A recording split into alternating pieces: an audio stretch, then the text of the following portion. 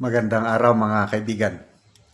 Bigyan natin ang reaction, opinion itong mga pahayag ni Attorney Ferdinand Topacio tungkol dito sa gawain ngayon ni Senator Bam Aquino na pagkatapos niyang mahalal, sinuportahan ng Iglesia ni Cristo na anti-impeachment. Ngayon, wala na siyang ibang layunin kundi ituloy ang impeachment ni BP Sara. Sabi ni Atty. Topacio, mahirap magtiwala sa isang Aquino. Okay, pakinggan natin. Yung boto, dinala na siya ng INC na anti-impeachment, bumaliktad na. Wala nang sinasabi ngayon, wala nang bukang bibig, kundi impeachment. Walang word of honor. Wala, mahirap talaga magtiwala sa isang Aquino. Pinadikos ni PDP Laban spokes Attorney Topacio si Senador Bam Aquino sa umano'y pagbaligtad ng prinsipyo matapos manalo sa tulong ng Iglesia ni Cristo. Bang Aquino, dapat dito tayo bumili ng mga timba kung saan natin iupunin ang tubig baha. Alam mo Ba bakit? yan? Ah, Sige, bakit po? Orokan eh. Oro. Plastic. Orokan. Orokan. Di ba nung nagkakampanya siya para lang makuha ang boto ng ibang taong undecided, sabi niya, hindi daw siya masyadong nagpa-prioritize sa impeachment. Mas marami pa daw na dapat i-prioritize. Ngayong nahalal na, nakuha na yung boto.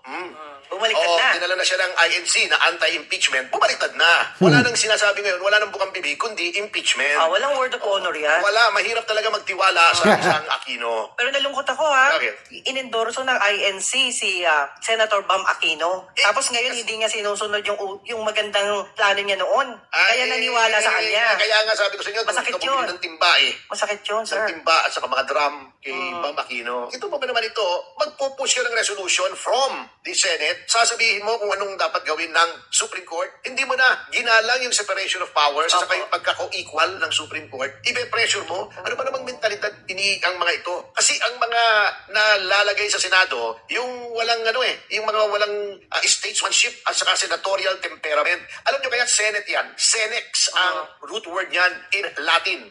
Senex, pang senile, Opo. senior, may edad. Okay. Bakit may Senado noong panahon ng Roman times kung saan naggamula ang Senado? Kasi ang presumption, di ba, pag may edad ka na, may wisdom ka na.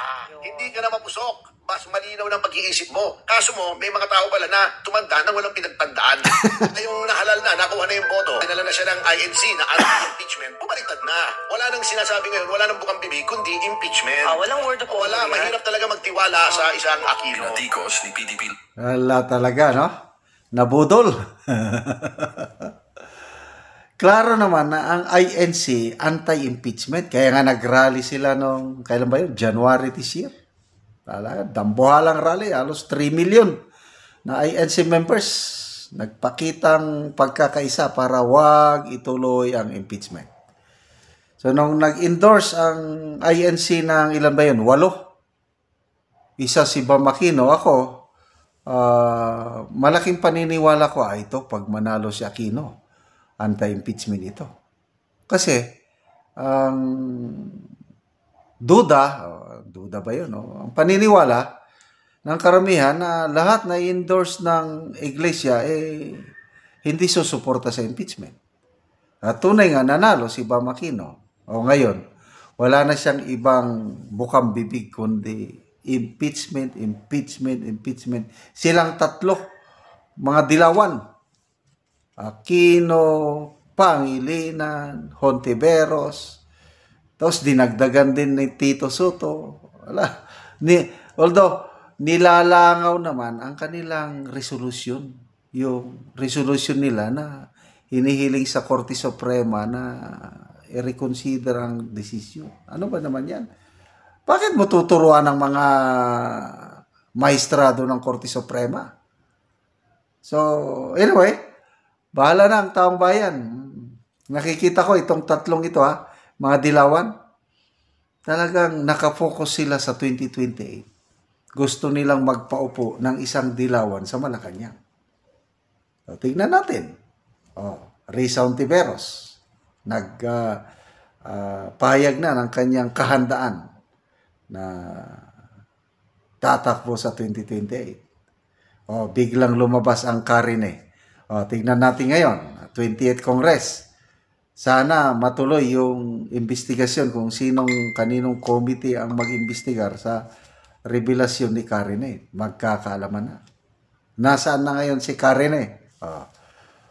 Humanda sila dahil alam ko may malalim na plano itong grupo, kung sino man ang grupo na nasa likod sa pagbaliktad ni Karine, humanda itong mga dilawan. So, sinasabi ni Professor Kuno, Richard Hidarian, na yung kaisipan o idea na once na nalusutan ni BP Sara ang impeachment trial niya, ay siguradong mananalo siya sa 2028. Sabi ni Hidarian, kalukuhan yan. Hindi mananalo si BP Sara ninyo. Bakit daw? Nako, mag-aano daw ang Dilawan, Unipink, Marcos Loyalist, mag-iisang puwersa daw sila para labanan si BP Sara. O sige, mag-isang puwersa kayo. Kaya lang, paano pag-isain ang puwersa ng mga Marcos, Romualdez, ang kanilang pambato, gustong-gustong magpresidente. Dito naman, Risa, o Madam Lenny, sino pa? O, papayag ba sino ang mag-slide down? Romualdez, Risa, ganyan? Yan kayo mahirapan. Paano yung mapag-isa ang inyong puwersa, ang Unipink? Samantala ang Duterte, DDS, sulid. Wala nang iwanan. Mga nagmamahal sa aming Tatay Digong, organic yan. Hindi nababayaran, kundi yung nakikita ng mga DDS na magandang ginawa ng Duterte sa ating bansa, hindi yun mawawala. Lalong tumitindi ang pagmamahal ng mga DDS kay BP Sara habang ito, pinipersecute siya, ginigipit siya sa pamamagitan ng impeachment. Okay, so, sorry na lang sa mga nabudol ng mga Aquino. Ako, hindi ko binutuhan si Bam Aquino dahil Duterte 12 ako eh. So ngayon, lumabas ang tunay nga kulay. I don't know kung ano ang masasabi ng ating mga kapatirang INC na bumoto sa kanya. Okay, salamat mga kaibigan sa inyong pagsubaybay sa ating channel. Nakakatulong kayo ng maigi sa tribong talandig ng Bukidnon dahil ang sweldo natin sa channel na ito is pantulong sa tribo. Sa ngayon, namimigay tayo ng mga libreng yero at pako sa tribo para makapagpatayo naman sila ng mas maayos na tirahan. Panoorin nyo ang video na ito. Ang yero nga ihatag namo sa mga tao, katong itabang sa mga tao nga nagkinanglan sa ilang balay. Kay nakigpuyo lang ni siya sa iyang magulang.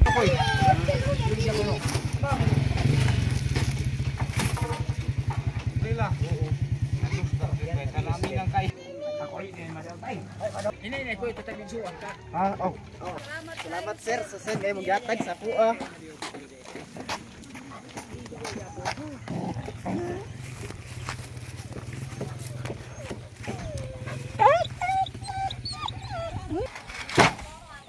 Alay, pandog ini.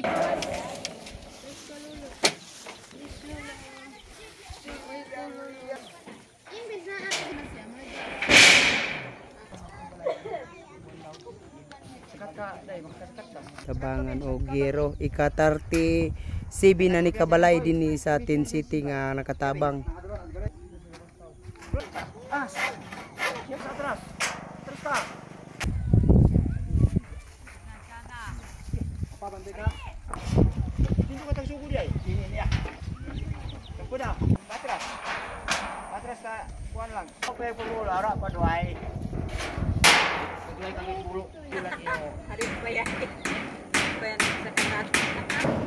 Karon humanagyod sa pagkatok ang ihatag namo nga yero. So nakabalay na gyud ang nataga na mo gyud. Salamat sa Ginoo. Salamat sa Ginoo ug nakabalay na gyud ko. Samot sa nagtabang sa Oo. Nagtabang isa pa unti. Sabi na sa nagtabang sa sin. Salamat sa Ginoo nga nakabalay ko. Ug tungod sa iya nakabalay ko karon. Kay tulo na katuig. Pag-ipon na nako. Nagkigpuyo lang kasi mong igsuon. Sige, salamat kaayo.